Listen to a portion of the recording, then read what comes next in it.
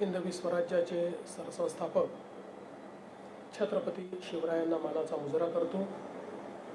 भारतीय राज्यघटनेचे शिल्पकार भारतरत्न डॉक्टर बाबासाहेब आंबेडकर यांना मानवंदना अर्पित करतो।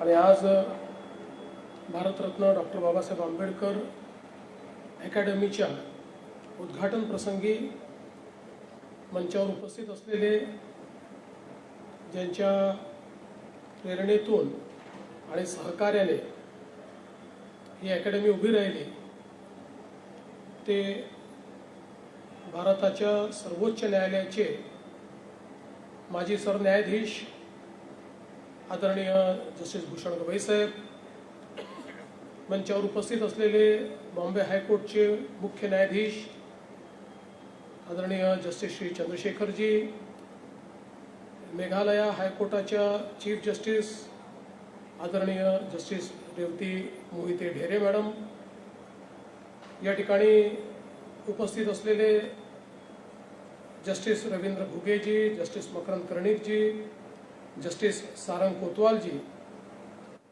Shri Anil Singhji, Shri Milind Satheji, Shri Harshad Nimbalkarji, Sangram Desaiji, justice R C. चव्हाणजी, ज्ञानेश्वर बाबरेकरजी,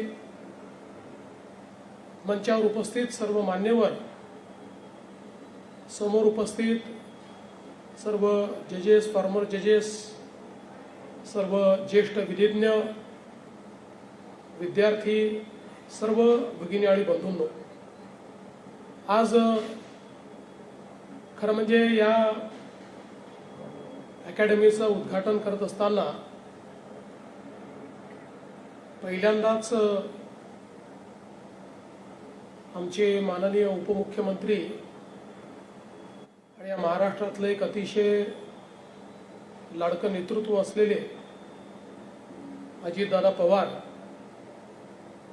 यांचा अपघातामध्ये अकाली निधन झाल्यानंतर हा पहिलाच सार्वजनिक कार्यक्रम आहे की ज्याच्यामध्ये मी उपस्थित झालेलो आहे।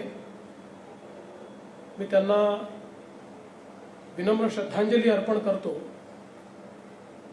आणि आज ज्यावेळी या अकॅडमीचं इन्स्पेक्शन आम्ही करत होतो त्यावेळी मला प्रकर्षाने त्यांची आठवण झाली। याचं कारण 1 वर्षामध्ये अतिशय उत्तम अशा प्रकारचं बांधकाम या ठिकाणी तयार झालं। त्याची क्वालिटी अतिशय चांगली आहे, प्लॅनिंग अतिशय चांगलं आहे आणि आपल्या एकूण व्यवस्थेमध्ये इतक्या कमी कालावधीमध्ये इतकं गुणवत्तेचं काम हे आपल्याला फारसं पाहायला मिळत नाही। आणि आमचे जे उपमुख्यमंत्री अजितदादा होते त्यांचा बांधकामाच्या गुणवत्तेवर फार भर असायचा। सकाळी 6 वाजता ते कुठल्याही सरकारी बांधकामाच्या इन्स्पेक्शनला जायचे आणि 2-2, 3-3 तास तिथे घालवून त्यातली क्वालिटी कशी आहे, कुठलं मटेरियल वापरलेलं आहे, कशा पद्धतीनं ते तयार केलेलं आहे, सिमेंट बरोबर वापरलं आहे की नाही, क्युरिंग होतं की नाही, असं जणू काही स्वतःचं घर बांधताना एखादा व्यक्ती जेवढं लक्ष ठेवेल त्यापेक्षा जास्त ते अशा प्रकारच्या बांधकामांवर लक्ष ठेवायचं। आणि म्हणून हे काम बघितल्यानंतर मला प्रकर्षाने त्यांची आठवण या ठिकाणी झाली। पण आज मी खरोखर बार काउन्सिलचं अतिशय मनापासून अभिनंदन करू इच्छितो की त्यांनी पहिल्यांदा तर देशामध्ये पहिला निर्णय त्यांनी घेतला की ॲडव्होकेट्स अकॅडमी आपण सुरू केली पाहिजे। आपल्याला माहिती आहे की मागच्या काळामध्ये माननीय न्यायालयाने देखील एकदा हा सवाल विचारला होता की जजेस ट्रेनिंग अकॅडमी आहे तर ॲडव्होकेट्स ट्रेनिंग अकॅडमी का नाही, आणि त्याचं कदाचित कुठे उत्तर नव्हतं। पण ते उत्तर bar council of Maharashtra and Goa यांनी दिलं आणि अतिशय चांगल्या पद्धतीनं ही अकॅडमी या ठिकाणी सुरू केली। महाराष्ट्र सरकारच्या वतीने आम्ही त्यांना जागा दिली होती, त्या जागेचा अतिशय उत्तम उपयोग हा त्यांनी या ठिकाणी केलेला आहे। आणि हे देखील खरोखर जे मी बोललो आश्चर्य आहे की वर्षभरापूर्वी माननीय गवई साहेब आणि मी कार्यक्रमाला उपस्थित होतो. गवई साहेबांच्या हस्ते आपण याचं भूमिपूजन केलं होतं आणि इतक्या कमी कालावधीमध्ये उद्घाटनाकरता आम्ही आलो आणि उद्घाटन करतानाही अतिशय चांगल्या पद्धतीनं त्याची रचना, त्याच्या क्लासरूम्स असतील, ऑडिटोरियम असेल, सगळ्या गोष्टी अतिशय साजेशा अशा गोष्टी या ठिकाणी तयार करण्यात आल्या. विशेषतः हा कॉन्सेप्ट याकरता अतिशय महत्त्वाचा आहे की शेवटी आपण लिगल फ्रेटर्निटीमध्ये कायद्याचं शिक्षण घेतल्यानंतरही कायद्याचं शिक्षण आणि एक ज्याला आपण कोर्ट क्राफ्ट म्हणू शकतो किंवा कोर्टमधली सगळी तिथली कार्यपद्धती असते, या सगळ्या गोष्टींमध्ये एक अंतर असतं किंवा प्रॅक्टिकल ज्यावेळेस आपण करतो त्यावेळेस त्याच्यामध्ये भरपूरच अंतर असतं.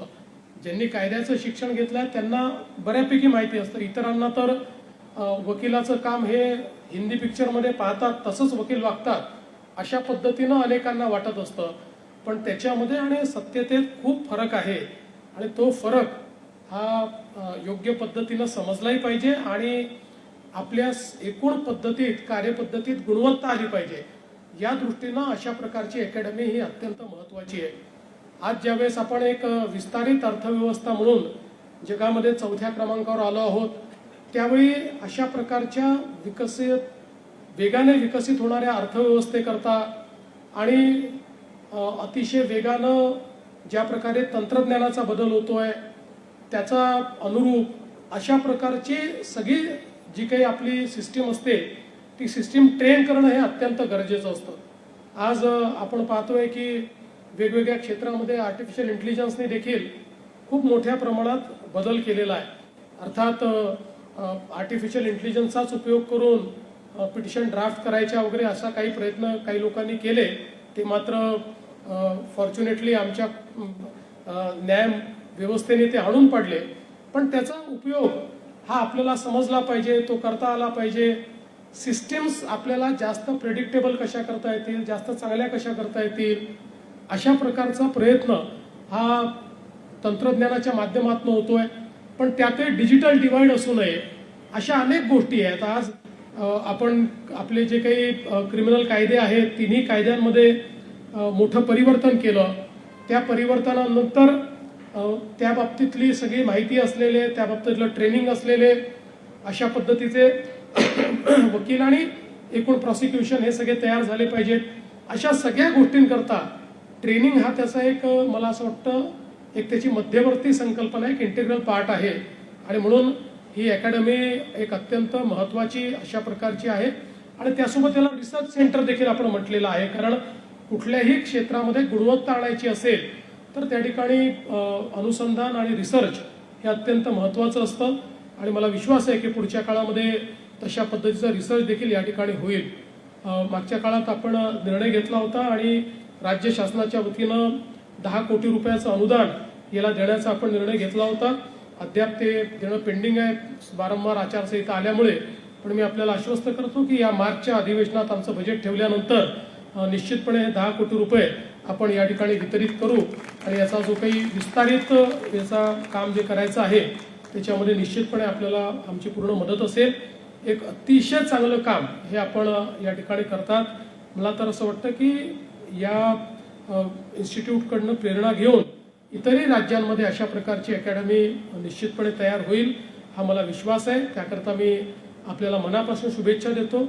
भविष्यात देखील ज्या काही अशा प्रकारच्या वेगवेगळ्या चांगल्या संकल्पना आपण मांडाल त्या संकल्पनांच्या पूर्ततेला आमचा निश्चितपणे हातभार राहील.